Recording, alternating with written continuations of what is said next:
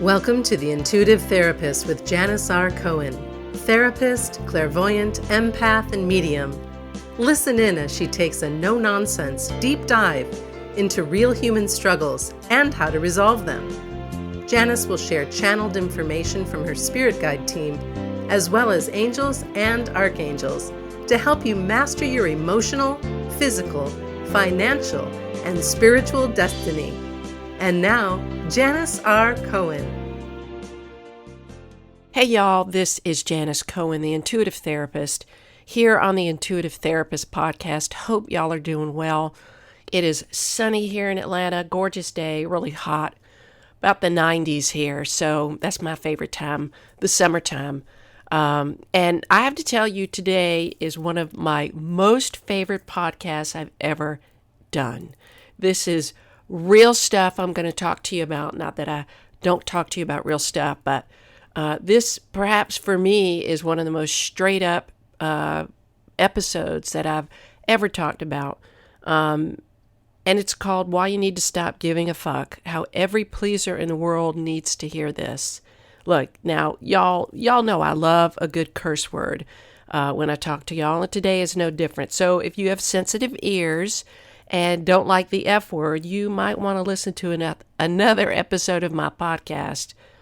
But if you can stand hearing a curse word or two, well, maybe more than that today, y'all know how I am, that isn't so ladylike from this lady, you'll benefit greatly from the content that I'm about to share with you.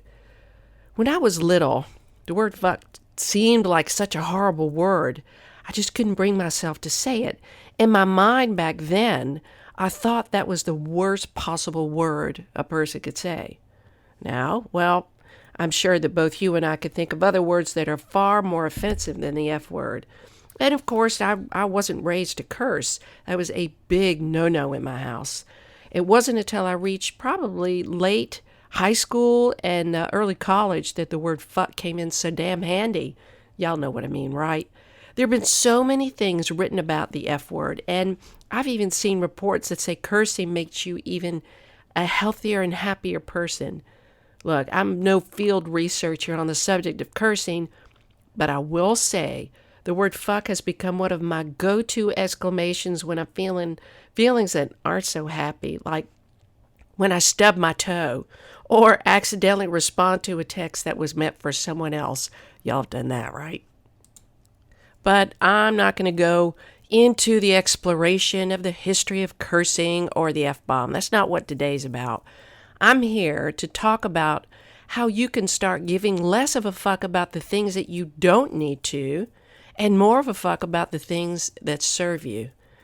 If you were to think about your life, like what you do on a daily basis, how much time, energy, and money you put into things that you truly wish you didn't have to or just really didn't want to in the first place, like, think about all of that. How many of you were raised to put others first, to play nice instead of honest, to say yes to things people asked you to do even when everything inside of you just wanted to scream, fuck no? In her magazine called O, Oprah always talks about what she knows for sure. And I'm here to share some of my hard-earned wisdom with you today in pretty much what I know for sure. If you were to sit down and write what mattered to you when you were in your 20s and 30s and 40s and 50s, and even if you're older than that listening to this podcast, I guarantee you that your list would begin to look like you had multiple personality disorder. I mean, what mattered to someone in their 20s is vastly different than what matters to somebody in their 40s. And even in each decade that we live, our values shift and our rules about what matters changes, and what's right and wrong starts to look different. Life has a way of doing that, giving us opportunities every single freaking day to reorganize, review, and readjust our priorities. Hell, even the planets push us to do that. When Mercury, the planet Mercury, the planet of communication, changes course, especially during the retrograde phase, where the planet seems to be moving backwards, that is a time for all the reassess, readjust, remember, reassemble, revise, redefine, remove. There are tons more reads that describe the 7 weeks of Mercury retrograde that occurs 4 times a year. But I think you get the gist of what happens in the retrograde phase of Mercury. You see, so even if we aren't cognizant of what's changed within us, or even the things that we need to look at, like what we value or need to start valuing, and what we don't need to value anymore, life will make sure that we look at all of that shit. Life happens, so we have to look at that stuff anyway. And life will push us to change what matters to us and step up to the plate to act in our own enlightened self-interest, as my dad used to say. And that's what this episode is about.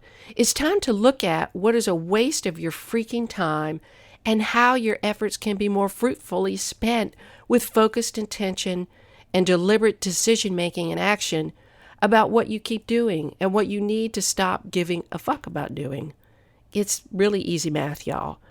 Life is what we make it. I always tell my clients that once you know something, you can't unknow it. You can't deny it. You can't pretend that you forgot that you knew it or compartmentalize your knowledge enough so that you think you never knew in the first place. You can't unknow something once it makes itself known to you. Your unconscious never forgets, even if your ego packs it away nicely and puts a bow on it, way out of reach of your conscious mind. Sometimes when we hear someone else talk about something in a new way, we can give ourselves permission to adopt that way of thinking. We can find some way for the new knowledge to fit in if we believe that it'll benefit us. The basis of the work that I do with clients, bottom line, is to help them adopt different, healthy, and alternative ways of thinking and perceiving things in their lives so that they can give themselves permission to not only do things differently, but to see themselves in vastly different ways than they ever thought that they could see themselves. My hope today with this episode is that in one or all of these ways that I talk about, you can give yourself permission to stop caring about the shit that doesn't really matter in your life and to start truly focusing on wholeheartedly the stuff that makes your soul sing. In other words, stop giving a fuck about the stuff that doesn't make you a better person and start giving a fuck about what does. So I'm going to share with you 7 things that I believe you should stop giving a fuck about. There's so many more things, but I didn't want to make this such a long, drawn-out message today. I wanted to really make it power-packed. So just see how these things resonate with you. First, stop giving a fuck about what others think. You are not alone at all if you compare yourself in some way or all ways to other people. You know as well as I do that what other people think, it really doesn't matter. 99% of people truly don't give a shit about what happens to you. Yes, there are certain people in your life that do, but most people really don't care. And the majority of people are only really kind of curious about what other people do in their lives. They like to be voyeuristic. Trust me. People find out information in 1 minute, and in the next, they've moved on to the next juicy bit of gossip. There's always going to be somebody who disapproves of you in some way. And you know why? Because they have their own way of doing things, and they feel that you should be doing things their way. People who spend time judging others are actively avoiding dealing with their own shit. There's a saying, if you spot it, you got it. Remember that. Anyone who judges somebody else for their behavior has some degree, if not the entire problem themselves, or they haven't dealt with an aspect of themselves that they're projecting on you. When you give the power to what other people think, you are, in essence, living your life for them. People will always judge, remember that. You know what doesn't feel integrity-filled for you. You know when you're out of integrity with yourself. That is what you need to give a fuck about.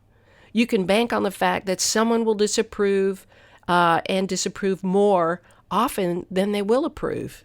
The most successful people don't give a rat's ass about what other people think. So why do you? Just do you. Number 2. Stop giving a fuck about being right and start giving a fuck about being happy. How much time do you spend trying to win an argument or proving your point to try and get someone to align with you or believe what you're saying? If you're investing that much time in doing that, then you're wasting your time. People have a right to their opinions, just as you do. And being right all the time doesn't leave you much room to be happy, at least with other people. That's my opinion. You may be right a lot, but you may find yourself in the boxing ring with just yourself after it's all said and done. Being right alienates others. If in your significant relationships you need to pull the I'm right card, then you need to get some other cards in your deck, because you'll need them sooner or later. Don't be right, be happy. Number 3, stop giving a fuck about the past. I always tell people this: you can't wish for a better past, so stop wishing and start creating an awesome present. You can't change what happened no matter how much you try to bargain with the past. It will never change. So accept it, forgive yourself, and move on. The past will always have its place in your life, but let it serve you as a motivator of what not to do again or what to do differently. Learn from it, not wallow in it. The amount of power and influence that your past has over you is the amount that you give to it. Bid adieu to what you see in your rearview mirror and focus on what's right in front of you. The chance to give a fuck about what's happening in the now and how you can be awesome in this moment is way more valuable than keeping your nose and your eyes in the past. Number 4, stop giving a fuck about fearing change. Look, I know firsthand how terrifying change can be. You're in a relationship that you think is awesome, and then something happens and you break up. Or you feel too damn insecure in a relationship and are trying to hold on to something or someone so that you can feel like you matter. Or you hate your job and really want to go tell your boss to suck it and then walk out, but you stay, and then sooner or later you get fired. Or someone you love dies and your whole world is shaken up like a snow globe and nothing will settle, or so it seems. Or suddenly you have a completely unexpected health scare that forces you to completely change your life. The more you give your time, energy, and money to keeping things the same and fearing change, in other words, giving a fuck about being fearful instead of fearless, you're investing in all of the wrong things. Once you figure out that even in the worst of times, you get to wake up the next morning and make some different decisions, that is what you need to give a fuck about. Tell fear to go fuck off and expect that everything can and will change on a dime. That is what you can rely on. Change. And you have what it takes to pivot and reinvent yourself at any moment. Number 5, stop giving a fuck about what you don't have. I am as guilty as anyone of wanting what other people have. Hell, I've spent much of my life wishing that I had children, the top-of-the-line 7 Series fully loaded BMW. I still dream about that. A gorgeous house right on the beach. Still dream about that. And being an internationally famous singer, dancer, and actor like J-Lo. Yeah, kind of still dream about that. But that ain't what is going on. I don't have that going on right now. Not that I couldn't do and have all that. But when I would think about that, think about these things that I don't have, the only thing that it left me was pain and kind of emptiness. So I've caught myself, I still catch myself, and I tell myself that focusing on lack only brings not only feelings of lack and sadness, but it brings more lack, y'all. People, do you hear me? Focusing on lack brings more lack. So stop giving a fuck about what you don't have and start giving a fuck about what you do. Be so freaking grateful for your God-given gifts like your sight, your brain power, your determination, your ability to see, hear, walk, and talk, that you give power only to that. You will never have the life that someone else has. God didn't design us to be like that, to be like each other, because each of us has different and yummy stuff inside of us that we owe it to the world to express and share in divine timing. And each of us has soul lessons that others will never, ever have. You have no clue what lessons lie in someone's path, even when they have all of the freaking money in the world and they have a seemingly perfect freaking life on Facebook. Give a fuck about being grateful. Give a fuck about serving others and making this world a better place. And I promise you, when you do that, your priorities will put you in exactly the right place with exactly the right people at exactly the right time to get all of the abundance that is rightfully and divinely yours.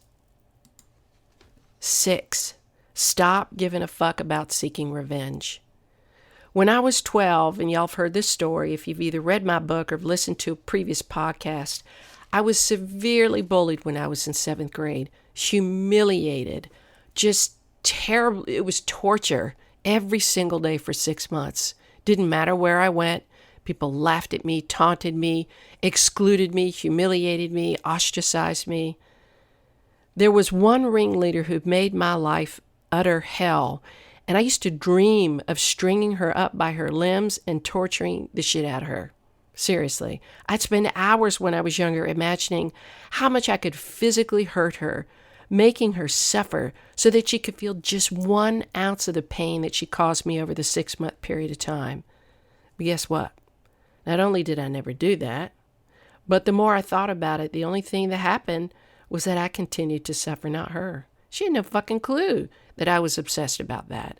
She was living her life, being all happy, jolly, popular chick, and I was stuck in my pain. What about all those crazy-ass people who slash tires or destroy the property of their ex-romantic partners who've betrayed them or hurt them? I mean, I'm sure you know of someone who's plotted revenge on someone or who has even enacted revenge. Where's it gotten them? Jail time? Guilt? The label of Psycho X? There's a saying, karma's a bitch, so I don't have to be. If you want to create future karma that is 10 times or even 100 times as revengeful as you want to be, then go retaliate. And even on the flip side of that, you want to create future karma that's 10 times or even 100 times as amazing and abundant, then go do some really great things. Just go do some crazy shit and see what happens to you, even in the next moment. Remember I told you about my bullying queen bee? Well, my thoughts just stayed thoughts, and here's the freaking kicker. Years later, her father was hauled off to jail for fraud and embezzlement, and she was publicly shamed. Not that I would ever wish now that other people suffer, but I'm sure that her public humiliation from that, it was her father's karma showing up for him, caused her maybe a smidgen of pain. And I didn't need to do a damn thing but live my life and work on being a better person by helping others in my work who were bullied to become more powerful. You see, there was gifts in my pain, and I funneled them effectively. I helped other people. Nice, huh? Number 7, stop giving a fuck about failing. Failures are a part of life, and no one can avoid them. We fail when we don't make the grade on the test that we want to make. We fail when our dating relationships and marriages end. We fail when we compete in sports and come in a hair behind the person who wins first place. Failures are nothing more than teaching moments and learning opportunities. If you give a fuck about what a failure you are and all of the times you've screwed up, instead of focusing on what you can learn to do things differently, then you are wasting your precious time and energy on the wrong things. There is no failure, y'all. I'm going to say it again. There is no failure. That's just what you perceive and how you define yourself. And you have the power to change how you define yourself. Failures are just opportunities not only to learn, but to do things better. To find a better romantic partner, to find a better job, to find a better strategy to win and succeed. That is the fuck's honest truth. Drop the embarrassment, the shame, the self-doubt, all the martyrdom, all the crap that keeps you feeling like, woe is me. All that stuff does is just holds up your growth and dulls your light. And why would you want to inhibit either of those? Pick yourself up and move forward. Your resilience and the beacon of you. What I'm trying to say is your resilience and the beacon of light that you could be for those who are looking to you for leadership and modeling is bigger than you could ever even imagine. I once heard of someone saying that we needed to have a fuck budget. And this made me laugh. So where fuck budgets are where we allow and allocate our time, money, and energy to what really matters in our lives. So start diversifying your fuck budget portfolio and living your life like a freaking rock star. It's up to you how you live your life. I'm just trying to be the voice of reason when the other voices in your head are trying to be unreasonable. Like I said, I truly enjoyed putting this together, talking to you. This is stuff that I truly believe in. And I hope on some level you have found one or all of these nuggets important, valuable, and that maybe get you to think twice about the stuff that you're wasting your time, energy, and money on. This life is for you. You got to live it in the way you need to live it. If you're gay, if you're straight, if you're transgender, if you're tattooed, if you're weird and you like to do things your own way and nobody gets you, or if you are a rigid and tightly wound person, but you're happy, who cares? Be you. Live your life. People will say you only have one life, but you know me, I don't believe in that. I believe in past lives. I believe in reincarnation and all that. So I'm not going to say you only have one life. But in this moment, you do have this life. So give a fuck about what you make of it. You need help? Give me a call. Give my office a call at 404-558-3971. Email me, Janis@janisrcohen.com. If you like this podcast, if it's helped you, if it's shaken you up a bit, good. Then hop on over to iTunes, rate and review my podcast. Let other people know if you find value in these episodes. And I also wanted to tell you I've got some great guests coming up in the next few weeks. They're going to be sprinkled in. So keep an eye and an ear open for all these cool people that are going to come across your path. I wish you a blessed week, a wonderful day, and as always, live intuitively. Thanks for listening to The Intuitive Therapist with Janis R. Cohen. If you like what you heard, the best compliment you can give us is to share this podcast with a friend and subscribe, rate, and review at iTunes.